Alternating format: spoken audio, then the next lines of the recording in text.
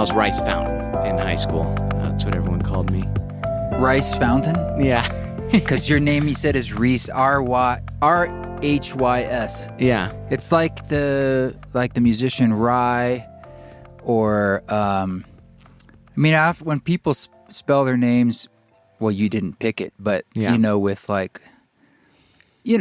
unusual spellings. Yeah. That's kind of was a fad for a bit. How old are you? I'm 29. Yeah, maybe that was a thing. But but your name is Rhys Fontaine, which sounds like an old cowboy performer name or something. Oh, cool. It's kind of a cool name to me. I like that. All right, Rhys. Yeah. We're in it. We're doing this. Oh, wow. Okay. Yeah. So we're here in Utah, and you have been living out here for a few years seasonally, or?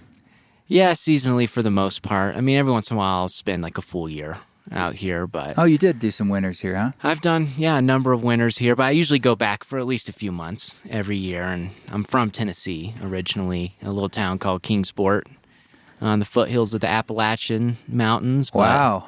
But I've been out here for like 10 years now. And, cool. Really? And I love it. Yeah. Wow, good for you. It's been a while. Yeah, because we met, when was that? 4 or 5 years ago? It must have been at least 5 years ago, I would say. Yeah, we did a backpack down Deer Creek into Escalante. It was I think it was 4 of us. Had a little journey out there. And when we were out on this trip, we had a lot of time. Mm-hmm. And you told me about an incredible, I'm going to call it healing, that you had self-generated or with the assistance of psilocybin, mushrooms. Yeah. So we'll get into that. Yeah, it was incredible enough.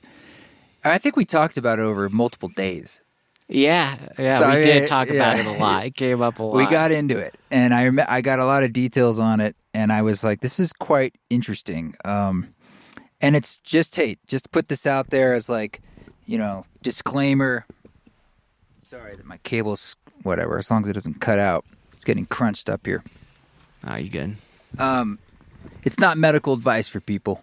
No. To say you have XYZ medical problem and it will be solved by mushrooms. But this is your experience, and I do think it's very valuable to share and to hear. I agree. Yeah. I agree.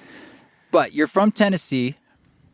How does a guy from the Appalachian area of Tennessee end up in a place like southern Utah, and why? I mean, really, it all comes back to the place that I work at, which is Boulder Outdoor Survival School, which is more commonly referred to as BOSS. Yeah. And I actually came out when I was 18, right when I got out of high school, and I did a course with them. And I did a survival course that was 14 days long, 14-day field course. How'd you find that course or hear about it? I actually heard about it when I was 11 years old. And I had an older brother, and he was 18 at the time. And his best friend came out and did a BOSS course when he turned 18. Okay. And so he came back and he was telling my brother about his experience, and I was overhearing him describe his experience and talk about it. And something about it just really resonated with me at that young age. I just was like, that just sounds awesome. That sounds like the coolest thing. I was already into survival as a kid. I loved Les Stroud and Survivor Man and all of those shows. And I loved animals too. And I just was always, watching Animal Planet and all that stuff. So I was already always in the woods, always doing that stuff. And then when I heard him talk about this, it resonated with something deep. And I was like, as soon as I turn 18, I'm going to go do that course. They're not cheap, the courses. No, it wasn't. But they're also extremely extensive. I mean, give a quick description of what a typical BOSS course is.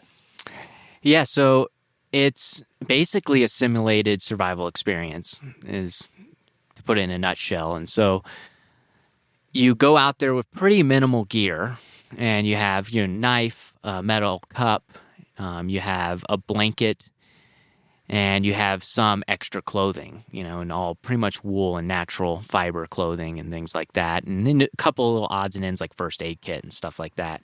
No sleeping bag. No sleeping bag. No backpack. Water filtration. No backpack. Yeah. No fire starter. No. Many things you don't have. Many things you don't have. And you use the things that you do have. You make a backpack out of your blanket. You use your little piece of cloth to roll up a lot of your little odds and ends and tie it around your waist to carry that stuff. And then you use your knife to make a fire kit out of wood and make friction fire. And the beginning of the course is called Impact, which is a very minimalist part of the course where at that point you don't even have a lot of your gear that you have that I just listed. But there's a 7-day course, 28-day course. Yeah. And is there a another one? 14-day. And a that's the 14. one I did. Okay. Yeah. Okay. Initially. Yeah. And so, but yeah, you go out there and very little to eat for the first few days. And then gradually as time goes on, you learn more skills. They do introduce rations at a certain point, and then you do have a little bit more food. But the whole time you're learning what you can and can't eat, how to procure food. You do an animal processing, and you're learning just skills on how to live with the land the entire time and how to do more with less, which is like one of our main mottos. And you're on the move, right?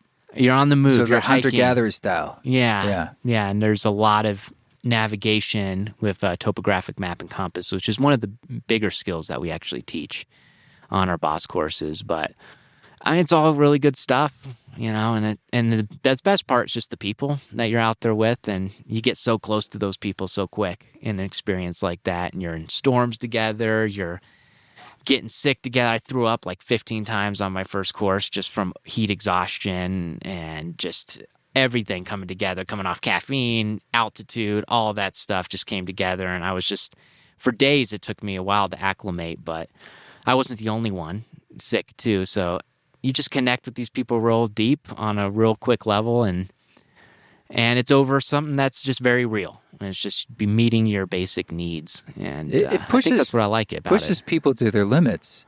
Oh yeah, I mean, it's hard. I don't want to discount the intensity of it. It's because you're kind of playing off a little bit like, you're getting hanging out. I mean, all that's true. Yeah, but most stories I hear from people is like you're finding your far edges of what you can handle. Yeah, definitely. I mean, it is, to this day, my student course and the hunter-gatherer course that I did after that one as a student as well. Those were some of the hardest things I'd ever done in my life up to that point. They were definitely up there. Like, it definitely pushed me very hard. Yeah. And it's a little shocking these days because we're used to everything being pretty cushioned, I feel like, in the world. And to go out there, I just remember kept thinking to myself when I was out there, I was like, I can't believe they're allowed to do this. With all the lawsuits and different things in the world today. It's been around for a long, 68 or something? 1968. It's founded? It's the beginning, yeah. So I think that's why we get away with it. It's just been happening out here. Exactly. I mean, God, this place in 68 must have been super lawless. And even, I'm sure. It's still in the middle of nowhere, but I mean, back then, there wasn't even a paved road over the mountain. No, it was one of the most remote places in the entire country. So why? I'm sure people are listening thinking, well, if it is so hard, why did you do it? And why do you keep doing it? Because now you're teaching at it. Yeah. I mean, it's hard, but also I feel like normal life is kind of hard in another way. And in some ways, it's kind of easier, ironically, because you don't have to think about all of the monotonous things that you normally have to think about. Like in terms of your mental chatter and all of the things that you stress and ruminate on, a lot of those go away when you're out there. And in that way, it's just very grounding in that sense, because it's like the problem is water, the problem is food, the problem is finding a spot to sleep. Yeah. And it's all simple and it's all very instinctive and it all makes sense. And in a way that's just extremely refreshing to have those as your priorities again. And I feel like there's a part of us that just really thrives in that kind of environment in terms of, there's a part of us that's just, that those have been our problems forever. And you don't really have to argue with them. You don't have to get frustrated with it. It's just the way it is. Hey, what do you find with people who come out? Is there sort of a through line in the challenges that they're facing or what they discover themselves, from all the different people who do these courses? Like, are they running from something? There's some people, yeah. There's some people I feel like who are kind of running from stuff. But I feel like a lot of it, I think the most common thing I hear from people is they want, especially these days, is they just want to disconnect. And I think they just want to get away from the screens. They want to get away from the technology for a little bit and just connect with something real. Yeah, humanity. Yeah, their humanity. Well, so in Tennessee, I would imagine ticks have taken over, like many places in our country, Yeah. and various forms of tick-borne disease have kind yeah. of ruined the outdoors. It's terrible, man. That's the best thing about Utah. There's Right? no ticks. I mean, for real. Like, I'm not going to live anywhere where ticks are a serious issue. Well, I was thinking about this today, actually, because there are deer and elk. There's all sorts of wildlife Yeah. here, so there must be ticks. It's just, I know there hasn't a lot of tick-borne disease, but have you found a lot of ticks on you ever? I've never had a tick on me out here, How and I've incredible never is had a that? tick on a student either. That's incredible. It's a blessing, man. I mean, Really is. It's the best thing about this place. It is. Honestly. It's number one on my list is no ticks. And you have a reason why. And I have a very good reason why. Yeah. Yeah, well, so what is that reason? You got bit by a tick at one point in your life, earlier. Yeah. What age? I was 23 when I got bit by the tick. And sorry, 29? I'm 29 now. Yeah. Yeah. Okay. And so I actually wasn't in Tennessee when I got it. I actually got it when I was working in the D.C. area, and I was working in Maryland and Northern Virginia. And so somewhere in that area is where I got it. Yeah, East Coast. Yeah, East Coast. I mean, they got it in Tennessee too, but I happened to be there at this time. And I was doing kids camps for this organization up in that area. And so I was living and working there. And I didn't have a place to stay when I initially moved there, just because I just took the job and it takes a while to get an apartment and stuff. And I was young and didn't really know how things worked. And so I was just kind of camping in parks and stuff, kind of stealth camping in different places. You're homeless? Basically was homeless for a brief period of time. A graceful way of... yeah, hippie homeless. Okay, hippie homeless.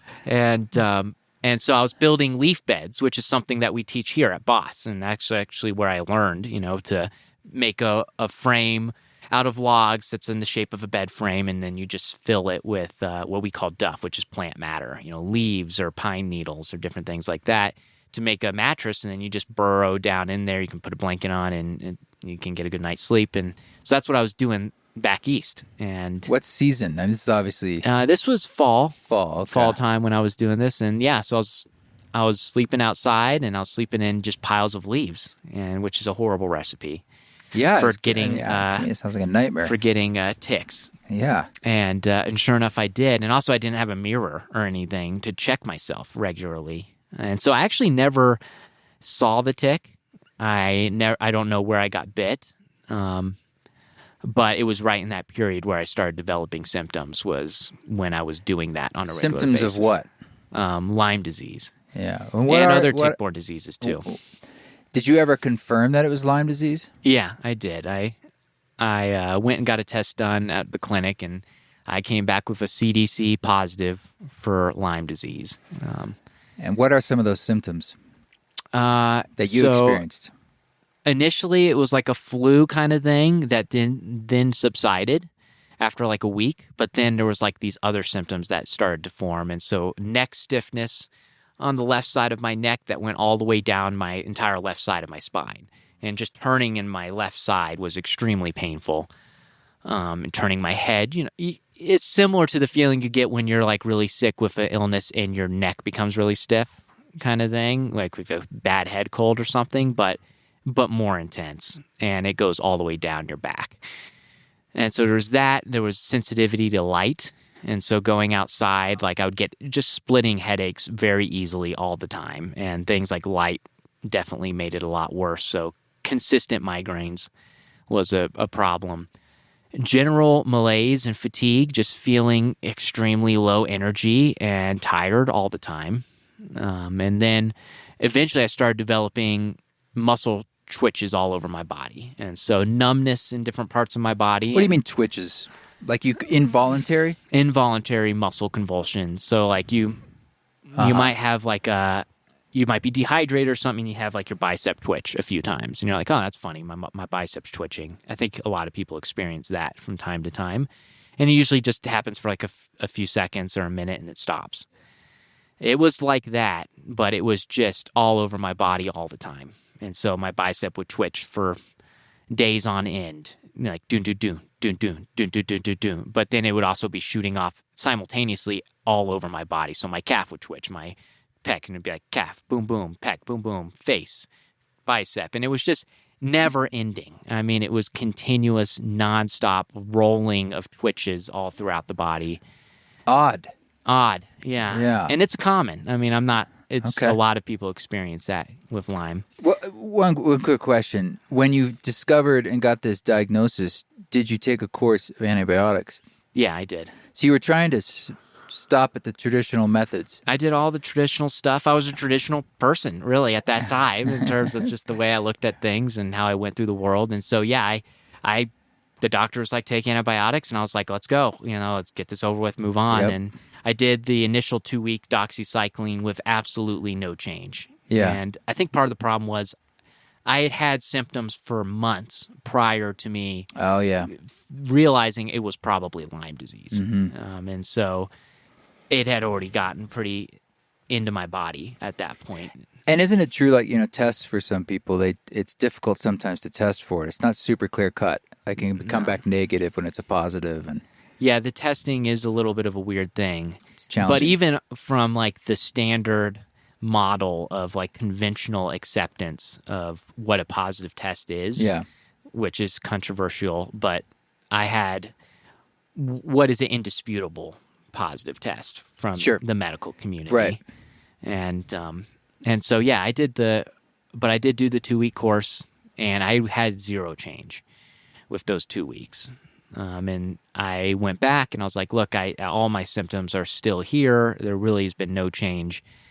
What should I do now? And they're like, well, we'll do another course. We'll switch up the antibiotic. They gave me 2 weeks of amoxicillin initially, and then they switched it up and they gave me a month of doxycycline. A month. And so then I was on doxycycline for a month. And again, I had no perceptible change in my symptoms. And taking antibiotics like that, I had to do that once for a month or something. And actually, I had a lot of other different bad things happening to me. Oh, really? Like rashes and like it was causing other problems. From the antibiotic itself, was doxy? I don't totally remember which one. I guess it's like an allergic reaction. The point is, it's kind of intense. Just taking antibiotics, especially for that long. Yeah, definitely. And I was worried about that. I was like, this can't be good for my gut and stuff. But the symptoms were scary enough that I was like, well, it's worth it. If this you were is getting more better. desperate. I was getting desperate. And then I also at this time was reading online and started to realize how many people just don't seem to get better. And I think it's about a third of people who get Lyme disease develop chronic symptoms. And so most of those people, most of them, not all of them, but a good portion, I would say most, never fully get rid of their symptoms. They continue to be sick to one degree or another for the rest of their life. Is it considered, from what you've read, an autoimmune issue? That is the standard theory for chronic Lyme disease, is that it becomes it triggers autoimmune conditions. But then there's a huge train of thought from the LLMD community, which is Lyme literate medical doctors, which there's thousands of doctors in this community, that it's actually persistent Lyme, and that Lyme is actually just very hard to treat, especially once it becomes embedded into the body. And so after a few months, the Lyme, which is a spirochete, it's like similar to syphilis, is like its closest cousin, but it basically is like a corkscrew shape, and it is a very intelligent and complex bacteria. It's actually the most intelligent and complex bacteria known to infect humans.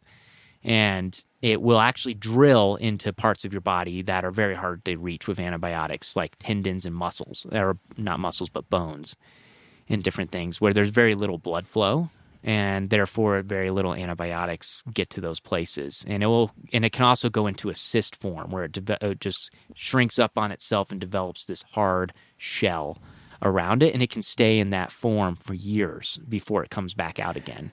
So, if I remember correctly, whatever negative symptoms you were experiencing, they got worse. Yeah, they did continue to get worse over time. Because I'll be honest, headaches, bad. Yeah.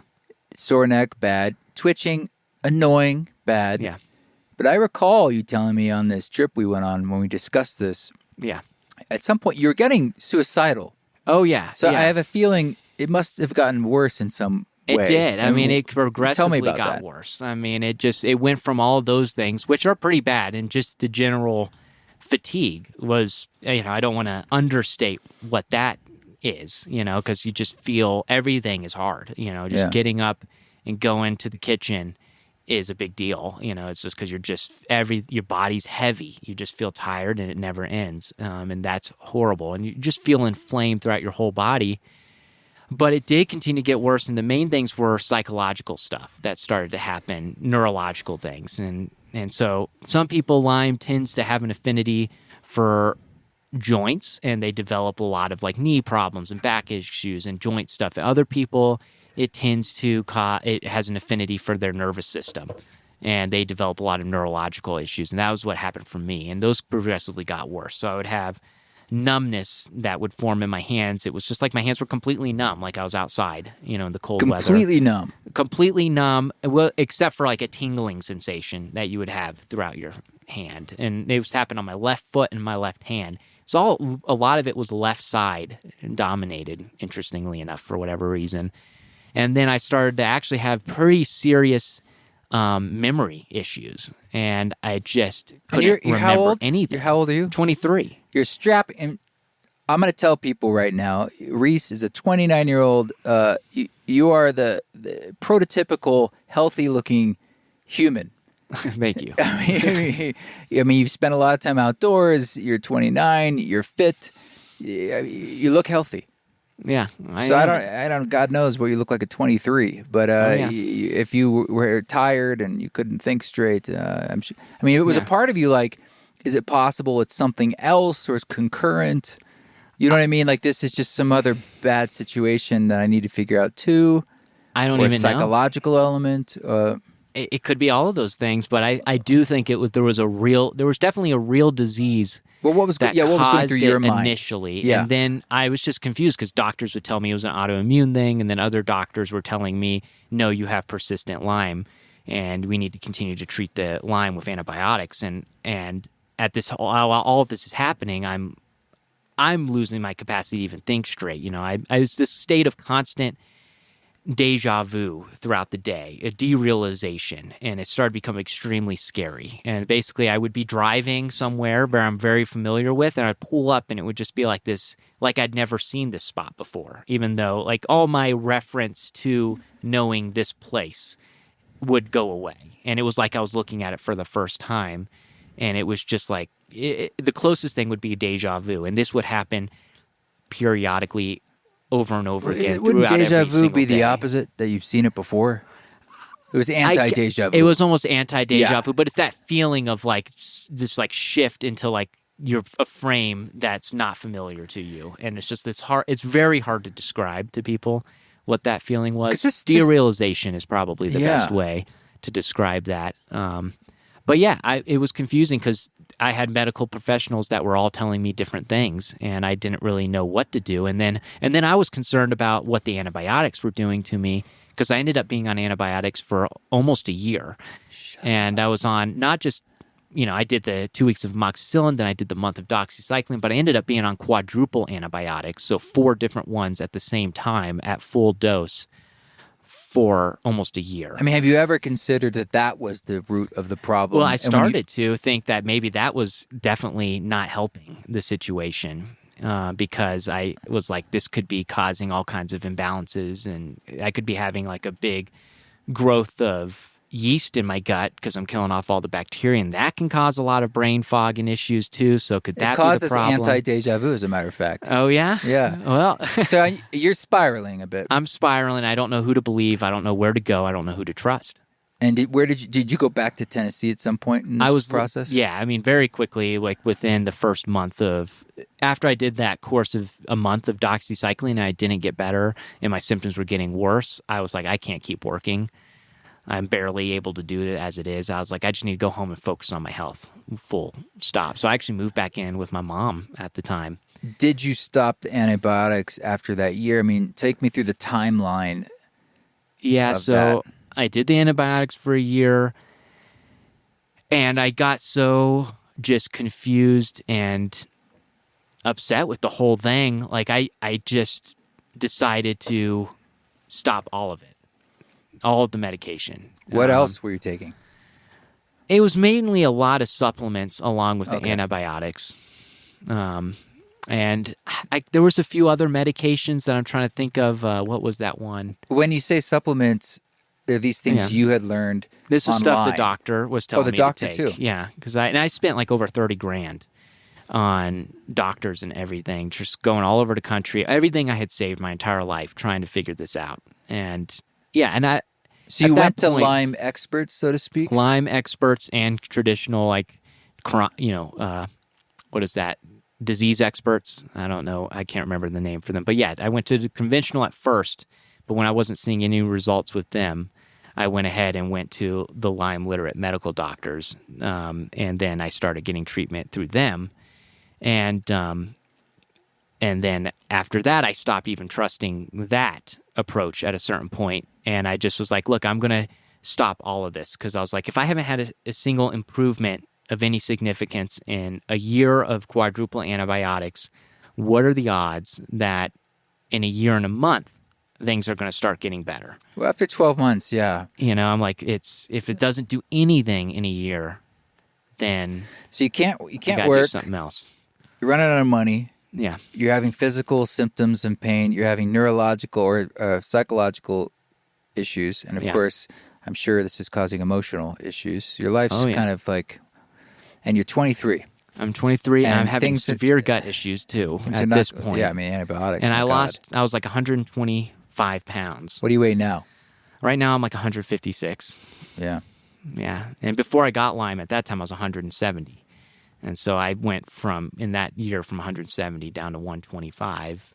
And I was just like, I don't know what to do. I don't know where I'm going to go. And everything's getting worse. And I don't know. I was like, this is probably my life now. And I remember talking to people because I had like a support group of people who had Lyme disease, who I knew from the DC area and stuff, who I would talk to pretty regularly on the phone. And I remember this one lady was like, look, I've been sick. I'm in a wheelchair now and it's been 15 years. My legs don't work. And she's like, I did everything you did. She was like, I was on antibiotics for multiple years.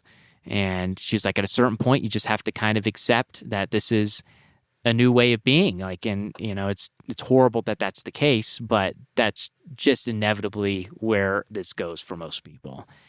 And I know she was trying to be honest, and she's not wrong that that's the case for a lot of people, but I couldn't accept that. I was like, there's no way. There's got to be a way. And so I stopped listening to everybody at that point, and I decided to try my own approaches. And before we get to that, yeah. Did you ever have any like dreams, that I'm just curious that you remember where like, because there's a strange poetic of this Goliath situation of like this little tiny thing, right? Yeah. This thing the size of a pinhead is ruining your life. Yeah. And sort of you must have stepped back and just even thought about like your intentions in the first place of sleeping on the leaf beds and all, the things that you prioritized in life. In some ways you still do. And where it took you to, or the meaning of it, or just, did you feel that? Or are you just like in a haze of the fuck is happening to me? Like, I just got to stop the pain.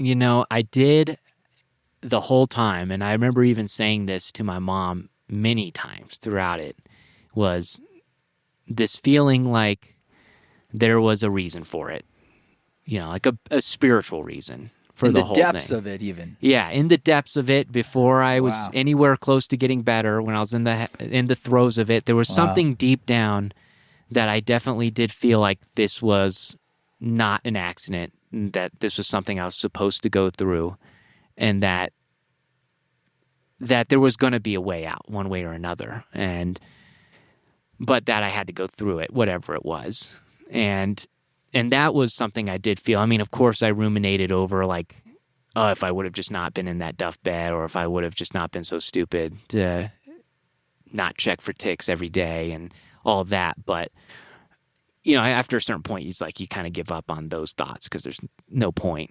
But I definitely had that feeling, and I voiced that many times to my mom in the throes of it all when I'd be kind of going through it, because she was a huge support for me, throughout What's the her whole name? thing. Linda. Linda. Praise to Linda. She's the best lady. Yeah. I mean, she's the best mom you could ever ask for. What a And lady. I put her through some shit, like for real. And yeah, she was there for me the whole time. But, I'd open up deep to her, and I said that many times. I was like, I think there's a reason. I think that God has a plan with all of this, and I just don't know what it is yet.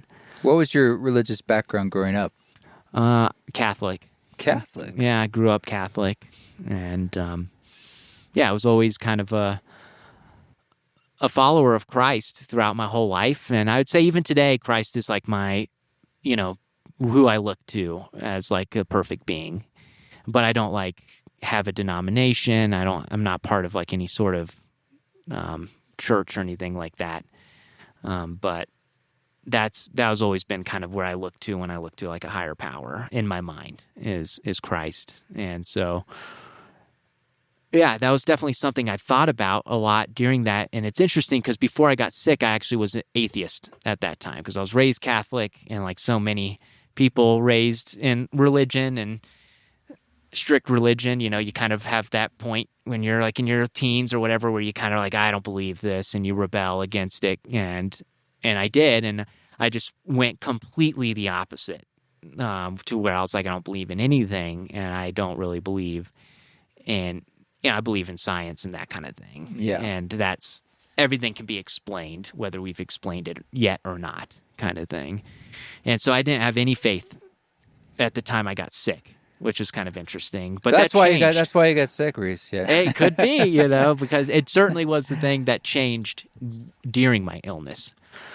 Well, let's go back then to you're getting to your wit's end. Do you remember that moment of what that was? Because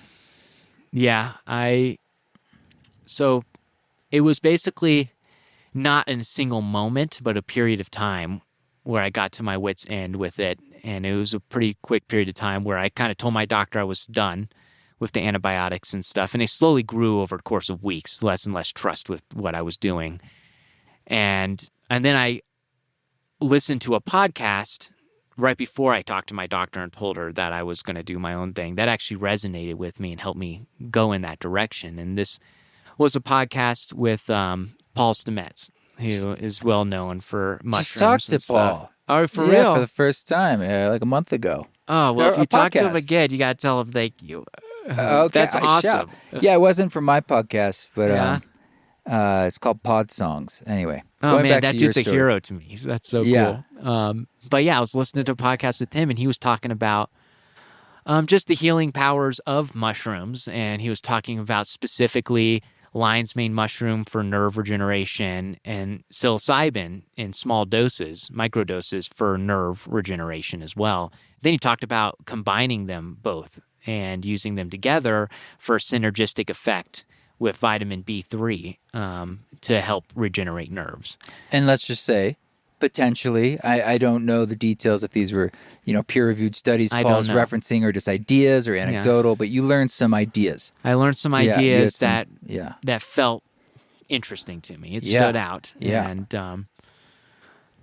And I trusted what he was saying. I don't know, just something about him. I was like, I trust this guy. And so that happened. And then at the same time, in that same week, I listened to a podcast with this guy, Tim Ferriss, who was talking about his journey with Lyme disease. And he talked about doing a ketogenic diet helped with a lot of his cognitive issues. And so I was like, I can do that right now. I can start with that. And so I just instantly went into a ketogenic diet, very strict, 90% of my calories Doing like the coming blood from tests? fat. You doing I glucose was doing tests? P tests and Yeah. stuff just to make sure that I was in ketosis, and I definitely was. And I was doing it to the T. I mean, deep Wow. ketosis, 90% of my calories coming from fat, and just taking shots of olive oil, spoonfuls of coconut oil, just eating pieces of meat and low glycemic vegetables like a lot of cauliflower, a lot of broccoli, and that kind of thing, and just covering everything in A loads lot of of gas. fat. Yeah. Oh yeah, well actually, my body felt pretty good on it, and I'm just joshing. yeah, but it was definitely a little bit of a transition for sure. But Did it help? It did help. Initially I felt a little bit weird in the transition period, which was about a week. But then about a week in, I woke up one morning and I was like, whoa, I feel noticeably clearer in my mind. And my cognitive capacity was much improved overnight after a week of doing that diet really strictly. And so I just continued to do that, and my mind continued to feel much more clear. Nothing went away. I still had deja vu, or the anti-deja vu, yes. and the derealization stuff was still happening, but at much less frequency. And then all the other symptoms, the muscle twitching was not affected by it at all. My neck stiffness and the back pain was not affected by it at all. And my general fatigue was minimally to none affected by the ketogenic diet. It was just cognitive function seemed to be a little bit better, noticeably better. And so I did that for probably a month and a half, really strict. And during this time, I also had this grand plan. So I was like, I'm doing the ketogenic thing, but then I also saw this podcast about the mushrooms. So I got tons of lion's mane mushroom online and just started taking those capsules every day. And then I decided, I think I'm going to do the psilocybin thing. So then I had to figure out how to get a hold of psilocybin mushrooms and do all that whole Did thing. you ask Linda? I did. I told her. Yeah, I told her what I was going to do, and she supported it. She said, I have a hookup. Yeah, totally. I was like, Mom, I'm going to grow these mushrooms in the house. And she was like, look, I don't know if this is a great idea for you to do this, but if you feel good about it, and then just go for it. And she's like, I'm open to whatever at this point. I just want you to figure this out. And if that's something that's bringing you hope, I'm fine with it. Which was amazing that she said. I would have never thought I would ever have a discussion like that with my mother. But we did. And so, yeah, I grew the mushrooms over that month and a half. And the first one started to come off the cake. And I realized at this point, when the first mushrooms were starting to come off, that the ketogenic thing really did not feel sustainable. I had lost a lot of weight doing it, even more weight, and none of my symptoms were going away. And there was a couple times during that period where I tried to come out of ketosis just to test what it would be like, and the cognitive stuff would just come raging back just as bad as before. And then all my symptoms were still there. It just helped the cognitive. So I was like, this is interesting. It's having some effect, but it's not really solving the problem. And I had been holding on to hoping that it would continue to get better and better, and it just kind of plateaued. And I realized this is not a long-term strategy that's going to work. And so I was even more defeated at this point, knowing that didn't seem like it was going to work out long-term. And so I been taking the lion's mane every day with this ketogenic diet, and then these first mushrooms started to come off the cake. And at this point, I'm just completely, all my hope is in these mushrooms. So you had no more ideas. No more ideas at all. This was the last thing. I was like, if this doesn't work, I don't know what I'm going to do, because I don't want to go back to the traditional medical community. I don't think the Lyme literate approach is working for me. And if this doesn't work, I'm going to have to figure something out again. But I was suicidal at this point. I mean, I really felt like my life was over. I was like, I can't work. I can't do anything. Everything hurts. Every day is a struggle. I'm extremely depressed, and I feel my nervous system just going haywire. I'm 23. I was like, This is going to be my life. I got to do this for how long? I was like, no. I'd rather not be here.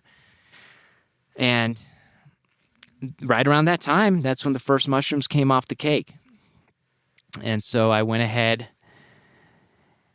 and I decided one night, I'm going to just go ahead and try these mushrooms out and see if they work. Because I'd never grown mushrooms before. I had done mushrooms before way back in the day when I was in high school, got from a friend, and tried them and experienced a little bit of the experience, but it wasn't like anything super crazy. And I was like, so I don't even know what to expect with these things. I don't even know if they're going to work. These mushrooms were tiny. Do you remember what kind? They were golden teachers. Okay. And so I plucked them off. It was probably, in retrospect, less than a gram of mushrooms looking at it, but they were fresh. Okay, sure. But if they were to be dried, it would be less than a gram, I would say. Not much at all. And I was like, I just want to see if they work before I start microdosing these. The And- infamous test dose. Yeah. Remember Albert Hoffman had one of these? Oh, yeah, that's a good point. Yeah, just All the right. test dose. So I really wasn't expecting much. I did expect to feel hopefully something, but I didn't expect what was about to happen. And so I put them in my hand, and I decided to say a prayer over them.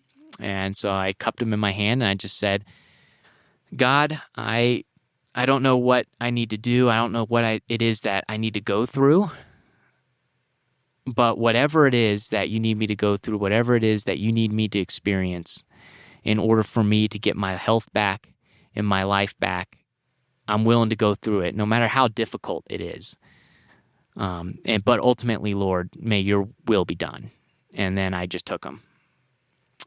And I kicked back and just started waiting to see what would happen. And it was remarkable because it felt like right when I got done eating them, I started to feel them. Like it was very fast, which Where is were not you? normal. I was in my mom's loft, and she was asleep, and I'm in the living room, just sitting Okay. on the couch. Okay. And I was like, wow, that's a lot faster than I expected for these things to kick in, because it was Yeah. almost like within 5 minutes of me eating them, I started to notice things happening. And then it just started coming like a tidal wave. I was like, whoa, okay, this is happening really fast. And I started to notice geometric patterns forming on the walls, and everything's breathing, and things are sliding closer and moving further away. And I was like, whoa, I've never experienced something this wild in my life. Like everything is changing so rapidly. And it honestly freaked me out. And I started to think about my situation too, because I'm sick at that very moment that I'm having this experience occur.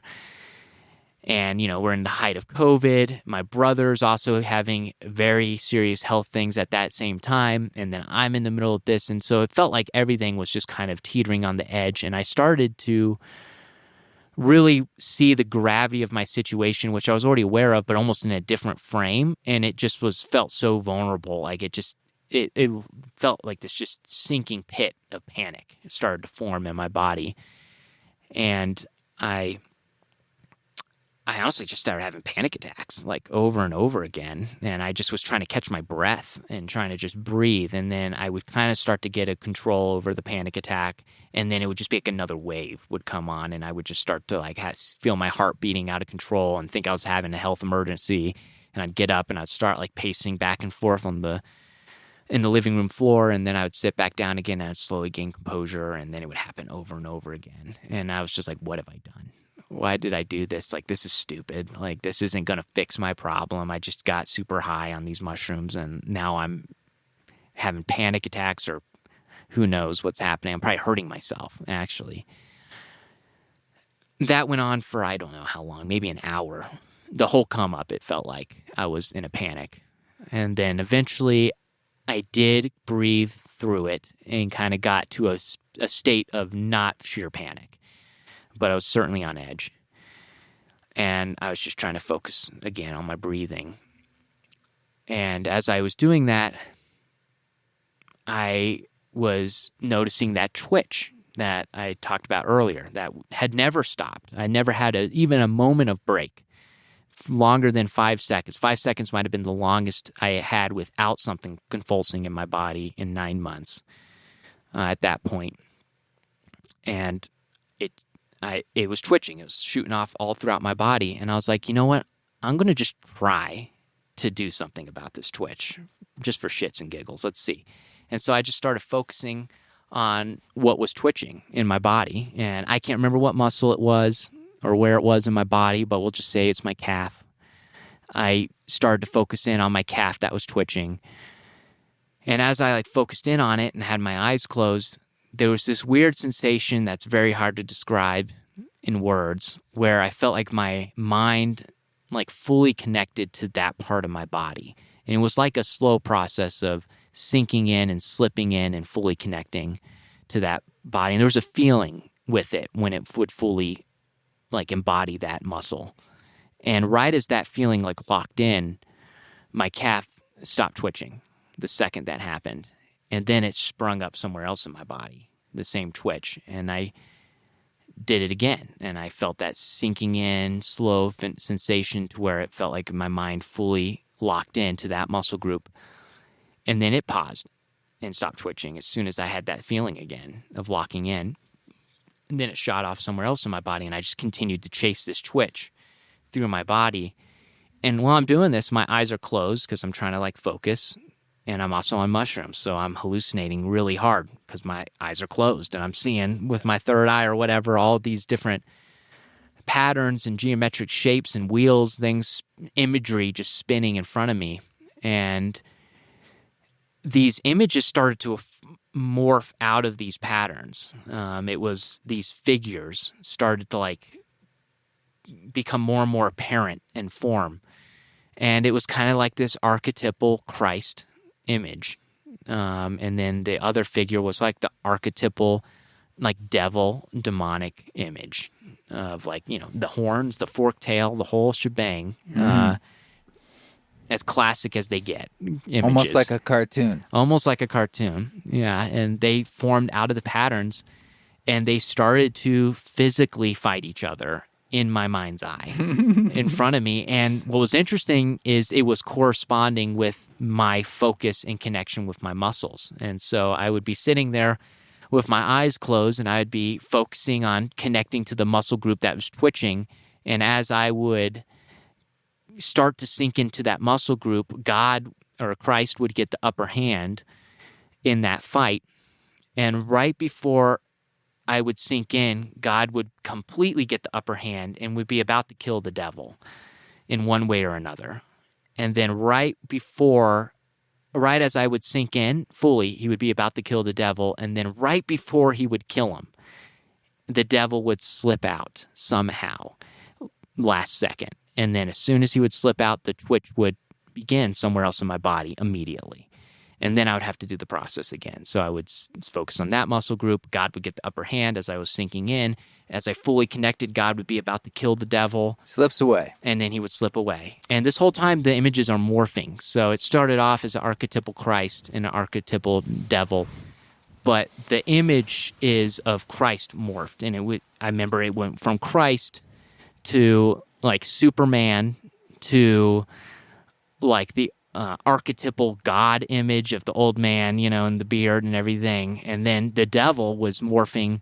It went from like the devil to, at one point, it looked like Lord Voldemort from Harry Potter. It's kind of like good versus evil. It's a good versus evil. And it was on. just like the archetypal images of symbols. those from my life in those. And it's like just more goblin, demon looking things.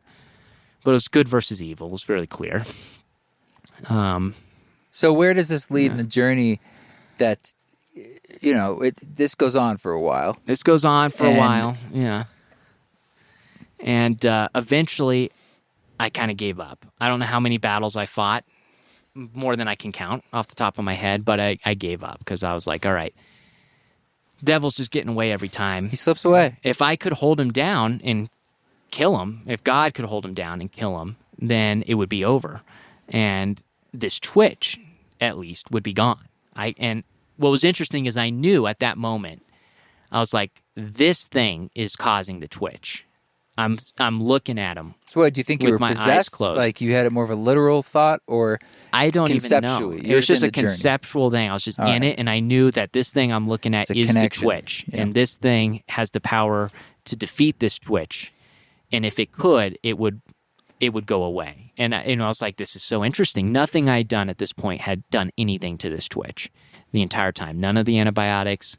Didn't matter how many doses of magnesium I took to try to calm my muscles. Nothing did anything. And now I was having an effect. It might have not been getting rid of it immediately, but there was something with my mind affecting the twitch. Getting closer to the source. Getting closer to the source. Something is happening. Yeah. But I was frustrated with the fact that I couldn't do it. So I stood up and I was like, okay, I need a break. And I just kind of walked around on my floor in my living room. And I was like, okay, I need to just reset gears here. And I decided to turn on this song. I'd been in silence the entire time. And so I went over to the music box that was in there and I connected and I turned on this song called To Build a Home from the Cinematic Orchestra. I know, it's a great song. It's a great song. Sidebar, what's a music box? Are you speaking of like, this is in 2020? You mean like a stereo? It was a stereo. It was a stereo. phone? Sorry, I'm a survival guy. Yeah, I'm what is not a great. music box? A music box. It was actually a record player that had a Bluetooth thing connected to it, so you could play records on it. And you on or headphones, or because your mom's asleep? No, Linda's I just asleep. played it. It wasn't loud. It was, All right. I wasn't Beautiful blaring song. it. Yeah, Beautiful song. It's a Did great you know song. that song? I knew that song. Okay, so you decided I'm going to put this on. I'm gonna put this song on. Okay, to And find a home. To find a home, Cinematic Orchestra. Da da da da da da da da, something like that. Exactly. Yeah. Yeah. And I don't know why, but that's just the one I picked. And I laid back down, and I just closed my eyes. And as soon as that song started going, I started to get these flashes of images. And it was just like boom, boom, boom, boom, boom. And it was me looking at myself from outside of my body. And it was not of that moment, but of moments in the past, all the worst moments of my Lyme disease. It was like the whole journey in these like flashes. And it was like from the very beginning when I first started to develop symptoms. And then it was like me in the doctor's office talking to the doctor. And I'm seeing it literally floating away from my body, like watching it like a movie. And I'm seeing myself in the movie. Then it flashed to another moment where when I'm up on the computer researching and realizing, starting to panic that nothing's working, and me going back to the doctor's office, and then particular horrible night where I'm like kind of crying in my room in the corner, just like cursing God, like, why did you take my life away? Why are you doing this to me? So you're seeing all these scenes. I'm seeing all these scenes. Your journey through Lyme disease. Yeah, and it was like from the very beginning, and it worked its way all the way to that, close to that moment that I was in currently. And it was as fast as like a flashcard, like boom, boom, boom, boom, boom. But I knew all the moments. The flash gives you the full memory. Yeah. It's very hard to describe. Oh, I'm feeling it. Yeah, but it was definitely happened. Like, but it was just like, like it was that fast. But all the information was there with each flash. It's very weird. But the other thing with it was I could feel all those moments like I was there again, fully. Even though it was just for a split second, it was like I felt the feeling of it happening again. Yeah. And, they were all horrible, hard moments. And so I just had this hurricane of all the worst moments and all the worst feelings, peak worst feelings of my entire experience, like just swirling through me as I went through this. And it was horrible. And it just kind of kept building and building and building. And then eventually I got a flash that looked different. And I don't remember what it was, but I just remember there was a flash that felt different and looked different. I didn't recognize the moment that it was showing. And I also felt for that brief moment like this split second of complete relief. And then it went back to all these moments of the Lyme disease that I was reliving. And then there would be another flash. And it was like, again, this quick second of relief with an image I didn't recognize. And then it would go back to these horrible moments. But they kept getting closer and closer together. There's more of these flashes of me, of moments I didn't recognize. And when they would happen, I just felt complete relief. And eventually, those started to overtake these flashes from the past. And they were so fast, it's hard for me to remember the specifics of any of them, except there was only one that I remember very clearly, even to this day. And it was just this quick flash of me, and I was out in the woods, and there was someone next to me, and I just said to that person, I was just like, oh yeah, I remember when I had Lyme disease. And then it went to the next thing. That was like a future memory. It was a future memory, or at like least it appeared to be a future deja memory. vu. Yeah, kind of. Not something you'd experienced before, but would experience. Yeah. Yeah, you're right. It really was. Holy shit, man. It's all coming around now. Okay, so that's starting to overtake, it's like a new future memory in a sense. Yeah, and apparently I'm talking about having Lyme in the past tense in the future with this flash. And, I don't know if they're really future events because they happen so quick. If it was to happen, I wouldn't even recognize the moments because they were so fast. But at least they were appearing to be future events, and they very well could be future events. But that's what was happening in my mind at the time. I was like, okay, this is the future, and in the future, I'm apparently better. And eventually, it was just these moments of the future and just this feeling connected with them as they flashed through my consciousness of complete relief. And just like, you're okay, everything's fine, you're taken care of, you don't need to worry about anything. It's over. Just relax. Like, and it was just a weight. It was just, I felt it just slothing off of my body. And at this very moment, it's coming to the very peak of the song. And it hits that peak while I'm having only these future flashes and these feelings of relief. And when that song hits that peak, my body, I lost complete control of my body, and every muscle fiber in my entire body just completely tensed up as tight as it possibly could, to where I involuntarily just went into as tight of a ball as I could possibly go into, with every muscle clenching as it held the peak of the song. And then as soon as it moved past the peak, it just let go.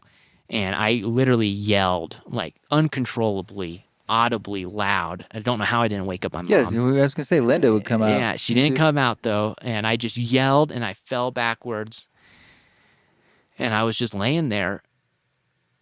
And I was like, I don't know what's happening, but I feel like I'm maybe having a medical emergency. I just lost complete control of my body. And I sat up kind of just in this daze of confusion of like, something, this is not normal.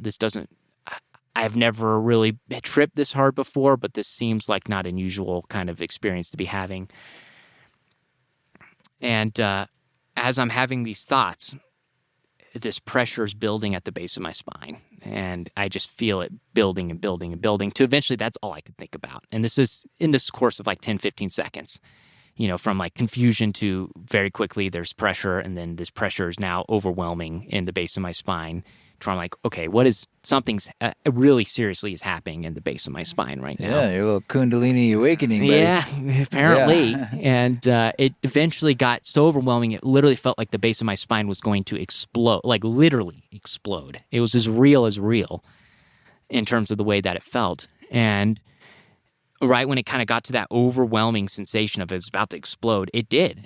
But it exploded upwards, and it wrapped it, and I felt it wrapping itself, this energy, up my spinal column, and my entire body was swaying around in a circle as it went up and up and up, and then it hit my head and went into my head. And as soon as it went in there, I just saw pure white light. I didn't see. I'm laughing because of mudita, my joy for you. It was crazy, man. And at the moment, was there any more music playing, or did that just one song ended? I can't even remember if the cinematic orchestra had ended at this point or if it was still playing. Kept going, yeah. But it was just that one song that I played. Yeah, at that moment, it unlocked. It wasn't like a playlist, and so I think it probably had ended at this point because it went into my head and I saw just pure white light. And the first thought I had was, I am having a stroke. Like, I was like, I think I'm having a serious medical emergency. Yeah. It's like a problem. Yeah. I mean, I didn't know anything about this stuff. I didn't know anything about Kundalini. No, I didn't know that much about mushrooms even at that point in my life, or psychedelics. And so it's all just, I have no reference, and I don't have many people in my life that I could even talk to about this stuff. But did you feel also beyond your, like, the intensity of it? Was there a part of you that felt relief or physically? Did you feel any sort of elation or clarity? I mean, there was definitely a big sensation of relief. I mean, it was a lot of emotions really quick moving in and out. And because there was definitely the feeling of everything's fine, everything's good, you can let go, when I was having all those visions of the future. But then when that subsided and I had this, and I couldn't see anything but white light, and I couldn't even see the room around me, I was like, this feels spiritual, but also I could be having a stroke because I can't see anything. And I imagine this is what a stroke would be like. Everything just goes white, kind of. You're a little young. But I'm a little young. I'm trying to figure it out. But you never know. But very quickly, within probably 10 to 15 seconds of this hitting my head and seeing the white light, like the white started to subside, kind of like you go into a dark room after being in the bright sun. And, it's like hazy at first, but then you slowly start to see everything and it kind of gets more and more clear. It was just like that. And slowly I could see the room again and everything kind of went back to normal. Except I still didn't feel normal. But the trip ended right there, which was bizarre. I mean, it didn't kind of slowly go away. I mean, it just was over. I was not hallucinating anymore. I could close my eyes and I wasn't seeing any patterns. Like, that all just stopped. And there was nothing except for presence. Like, I had no thoughts virtually at all. Like, my mind was so quiet, the quietest it had ever been in my life. I was just sitting there in silence, and I just had the biggest smile on my face, and I just knew something had happened, and I knew it wasn't a medical emergency. Everything just started kind of coming to me that, like, okay, no, this was spiritual, and you're okay, and in fact, you're more than okay. Like, you're great. And I just was like, and I've never felt this good in my life. And it felt like what I would imagine enlightenment would feel like for that period of time. Like, there was just nothing could be better. Nothing could be changed to make anything better. I was just at cloud nine, no want, sitting right there in silence. And I just sat there for hours. That was the rest of the trip. Was no hallucinations, nothing, just silence in complete fullness of being. And eventually I stood up and I was like, you know what? I'm just going to go to bed now, I guess. And I went and laid down and I didn't sleep a wink. I just was feeling this state of pure bliss the entire night. And I got up the next morning and I didn't feel tired at all, even though I hadn't slept at all and I'd just been through all this stuff. And I went into the kitchen and I was like, I can just eat normal food. I'm fine. Oh, and the craziest thing that I forgot to mention, when I was sitting in that spot of bliss right after this thing went into my head and I had the white light, is when I was sitting there, within a minute or two, I realized the twitch is gone. And the rest of those couple hours that I was sitting there blissing out, I wasn't twitching at all. And when you had that state of enlightenment feeling, the bliss, and you noticed that, was there a part of you that didn't freak out about that, didn't attach to the twitch is gone? It's like a noticing of it, and then just that was it, and then you're just staying in the bliss. I just noticed it. I was like, I'm not twitching anymore. And it certainly made me relieved in a sense. I was already full. It's hard to describe, but you're answering my question. It was question. definitely a positive feeling. Like, I was like, that's great. The twitch is gone. You wake up. What did you eat if you could have normal food? I can't remember what it was exactly, but I remember I just ate a normal full-on breakfast, and I had carbs. I do remember that. And I didn't shy away from, I think there was some fruit that I ended up eating as the first thing, and then just normal breakfast stuff. But I also realized the twitch was still not there. It still was gone. And I noticed I just felt generally lighter. Like, my head was very clear. Not just like normal, but extremely clear. And my energy was noticeably better.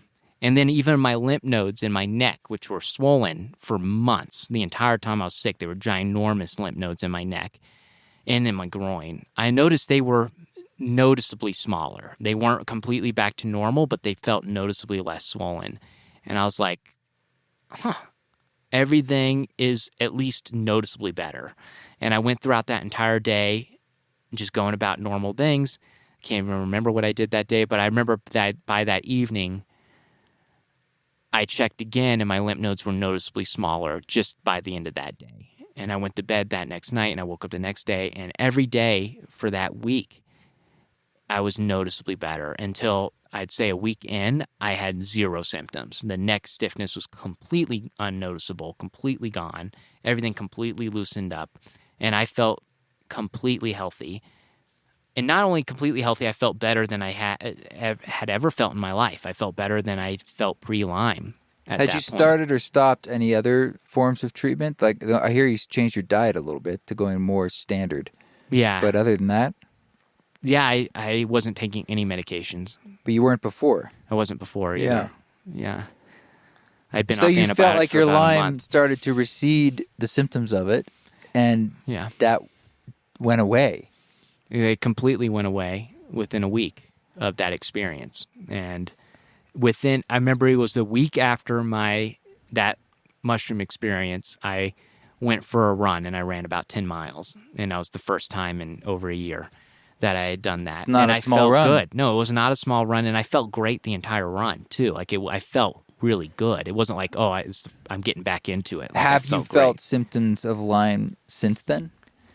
I actually have. And so I hadn't felt any symptoms for many years. I was Years, because when we completely spoke, good. you had not. I had not at that time. It wasn't until recently, actually, that I did have a small thing that was definitely the Lyme symptoms again. And it was after I did a 40-day walk last year where I lived primarily off the land the entire time. I had about 200 calories a day of pemmican that I brought with me, which is dried fat rendered fat with dry meat from deer. And that was my ration. And then everything else I got from the land while I was out there. Was this boss or your own This thing? was just my own thing. And so I was out, I lost a ton of weight on that. And I was living primarily on fish when I was out there catching fish. And then eating a lot of rodents and rats and squirrels and stuff like that, and plants and roots and stuff. But I lost a ton of weight. I think I got a lot of nutritional deficiencies, and I felt great for pretty much the entire time until the very last week. I started to feel insane levels of lethargicness and tiredness. And I thought just because I was starving, that's mainly what it was coming from. And I got off the trip and I went back home. And I was like, okay, I should feel better once I get my weight back on and start eating normal food and all that, take a multivitamin, whatever. And I did that, and within a couple of weeks, I'd put back on like 20 pounds. And I still felt, a little bit better, I guess, but still insanely lethargic and terrible brain fog, very similar to the Lyme. And then my neck seized up exactly the same, from my neck all the way down my spine. And I was talking to actually my friend, or mutual friend, Matt Graham, and I was telling him about my walk and how I was feeling weird ever since I got back. And he asked how many fish I was eating on my trip, and I told him I was eating a few a day.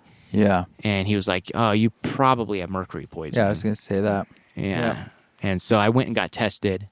I did a hair test, and sure enough, I had extremely high levels of mercury and arsenic in my system. And then on further research, the safe levels of fish in a lot of the streams that I was eating out of were 8 to 9 ounces or 10 ounces a month, which is one fish, to stay within safe levels. And I was eating 3 or 4 a day. So you started to for feel 40 better days. just by getting the arsenic and mercury out of your system? Yeah, well, I talked to a doctor after I got the test results, and he was like, these are some of the highest levels I've seen. And he was a heavy metal specialist, and he was like, if you don't get on something serious right now, these are levels that could ruin your life. And so I opted to actually take this stuff called DSMA, which is like a heavy metal chelation drug.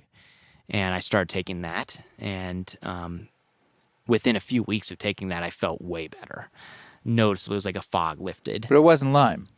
No, but I had a lot of the exact symptoms of the Lyme disease that I had before, even a small amount of the twitching, actually. Do you think you had heavy metal poisoning before? I don't think so. I think the heavy metal, if I had to guess, I don't know, anything for sure, but if I had to guess, I think the heavy metal poisoning, I don't think the mushrooms necessarily ridded my body of Lyme disease.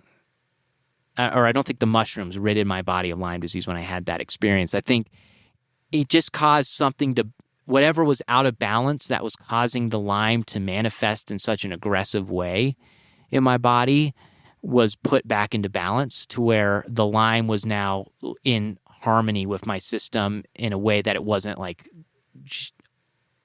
my immune system was able to adapt to the problem and hold it in a way that it was not affecting me, I think.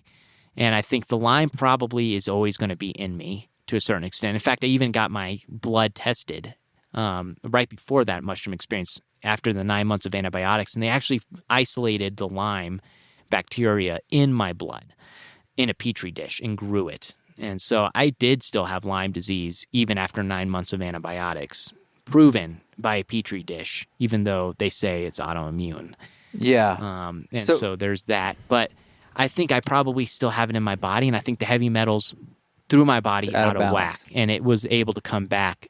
But when I got the heavy metals back under control, the Lyme symptoms, instead of just vanishing in such a dramatic way, they did just slowly go away, thank God. Because I was actually very worried about it. I was like, I do not want to slip into this again.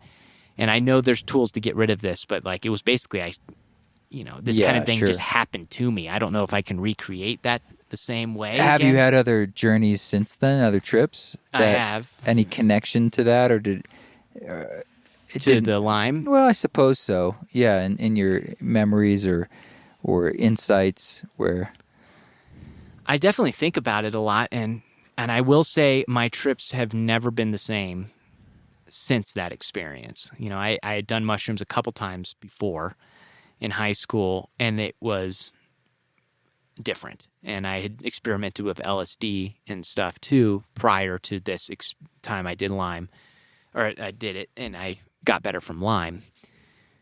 And those were fundamentally different than what happens when I trip now. And it's just all energetic, and it's all whatever that energy was that rose up my spine, that people call Kundalini. Yeah. Which I believe that's what it was, which I didn't know what was. And that's a description of what happened based on ancient practices and texts. I mean, it's a thing. It's a thing, and I absolutely believe it's Have real. You looked into any of that more since then? Oh, yeah. I dove deep into that whole thing. Yeah. After that happened, I actually found out about the Kundalini thing probably within a few days of that mushroom experience that got me better, because I kept thinking about it rising up my spine and going into my head. And I was like, it was such a distinctive thing. It wasn't vague, and it felt so clear. I was like, this is something. And then it kept bringing that image of the medical symbol into my mind. Yeah. Because I was like, the medical symbol is like a serpent going up a staff. And it felt like something went up my spine into my head. So then I put that connection together. And then I looked up the origins of the medical symbol. And somewhere in reading about the medical symbol, I saw something about Kundalini awakening. Mm-hmm. And then I clicked on that. And then I read the description of that. And I was like, that is what happened. Mm-hmm. And that's how I learned about it. So it's amazing. I mean, look, for whatever happened, it happened to you. Yeah. And your experiences, that this culmination of experiences took you through this journey of being freed of the symptoms that you were experiencing for you, which is incredible. I'm happy for you. And I'm completely symptom-free now. Yeah. And so thank God. Yeah. But yeah, it was a crazy experience. And so have you, I'm sure you have, thought over the years, like, what that is for you? Like, what happened? Do you feel like it was on like a spiritual soul level? Do you think it was in your unconscious? Do you think it was physical? Do you think it's magic? All of the above? Or are you still like actually releasing it into I don't need to know is the answer for you? That's a kind of bliss and peace. Yeah, I don't know, really. I do believe I had a Kundalini awakening, and there's a part of me that does feel that it's something that was like on a soul level, that this was going to happen one way or another.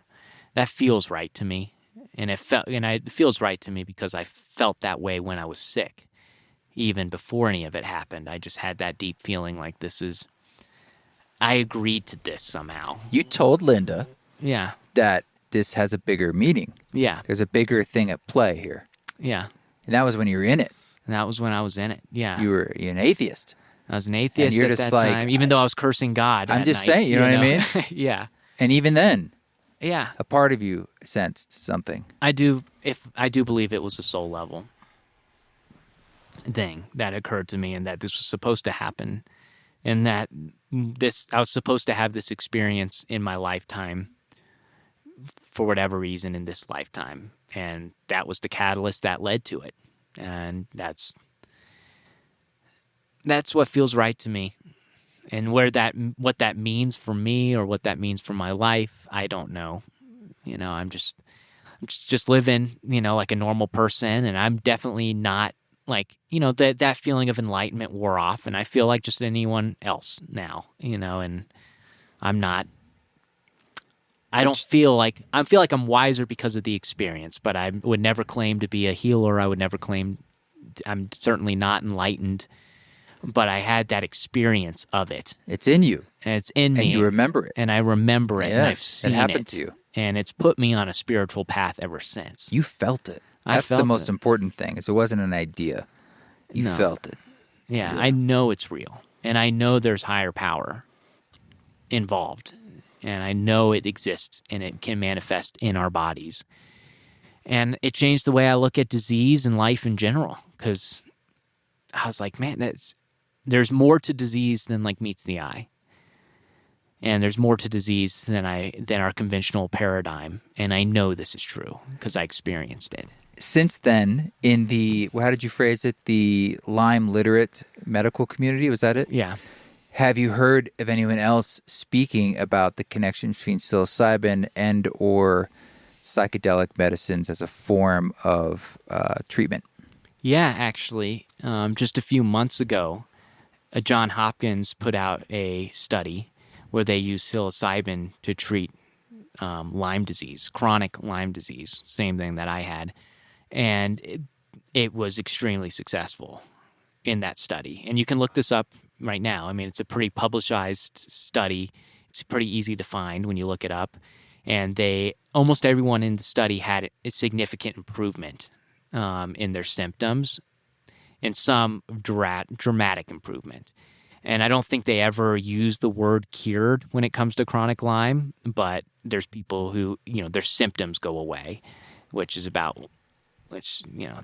pretty much all you can ask for. Have you had a Lyme test since then to identify I did your have blood? a Lyme test afterwards. Probably a month afterwards, I got a Lyme test done. And I still had the antibodies. They measure it by levels of antibodies once you've been sick. And if you have a very high level of antibodies, it indicates you have an active infection. And because your body is, clearly creating a lot of these antibodies to fight this thing. But if your body has very low levels of antibodies, it just indicates that it's not an active infection. Right. Because your body's just keeping around a small amount in case it needs to use them. Was part of your decision to come here to this area of southern Utah because there were not ticks? No, I was already a part of BOSS before I got Lyme. Okay. Yeah, I was coming out here in the summer and working for a couple months every year. It helps you stay. Oh, yeah. It's definitely made it to where I don't want to leave as much. Have you slept on a bed of leaves? Not back east. Not back east. Only out here? Only out here. Bed of pinion or something? Yeah. Yeah. Note, everybody, do not sleep in a bed of leaves back east. In some of these areas, I went to college in Dutchess County in upstate New York. At one point, that was the highest Lyme disease in the country. And really? I mean, you could go anywhere. Just walk. You didn't want to brush up against anything. It's scary. Because it was just full of ticks, and I got bit. I got Lyme. Really? Yeah, but I caught it early. I was lucky that I had a big bullseye. So it was obvious that I had been bitten. So when I felt ill, like the flu-like stuff, someone else saw it on my back and was like, a lot of times you don't have that. Like you didn't. Or you didn't see it. A third of people don't get the bullseye. So I went to a doctor and he's like, take the antibiotics. And thankfully for me, it worked. Nice. And so 2 weeks later, I did feel better. But point is, because it doesn't always. Mm-mm. And so I know a lot about it just from my experiences. That's when I was in college and a bit after college. So I'm happy for you, man. And when I heard that story when we were on our little backpacking trip, I thought that's a story worth sharing for sure. I mean, it's enough and it's beautiful enough that it's just your story, but it's one that's not only interesting and fun to hear, it's moving. And so thank you for sharing it. Yeah, thanks for giving me this platform to share it. And I just think it's important for anyone, who's going through any illness. Just, there's more going on. And there's always hope. Yeah. So do you have a platform you want to share, or is it just Boss, or sometimes people have a thing they're putting out there, but...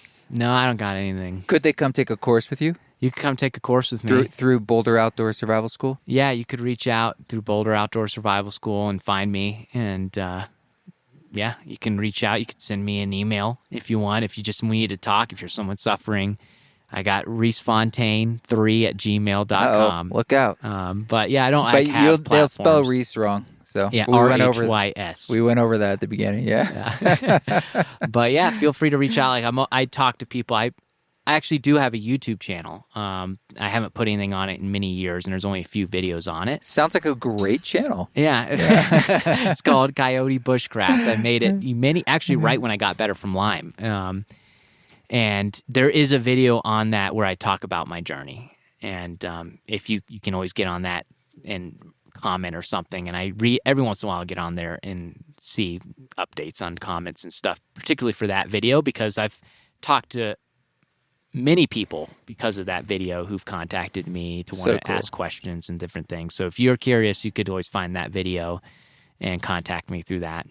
And I'm always happy to talk to people about this, because I know how lonely it is to be in that Lyme world, and you're just on forums all day and you're trying to find answers and you're trying to figure it out, and it feels like no one gets better, but people do get better. And it's important to realize that does happen, and those people kind of move on with their lives usually, and so you don't see them on a lot of these forums and different things that you're on when you're sick. The people who are on them are the people who are still sick, and so it can paint a pretty bleak picture, but just know there's hope and there's people, and I'm one of them that you can talk to. Well, thank you for sharing your story, Rhys. It's good to chat. I'm glad we could do it. Thank you, Trevor. I appreciate it, man.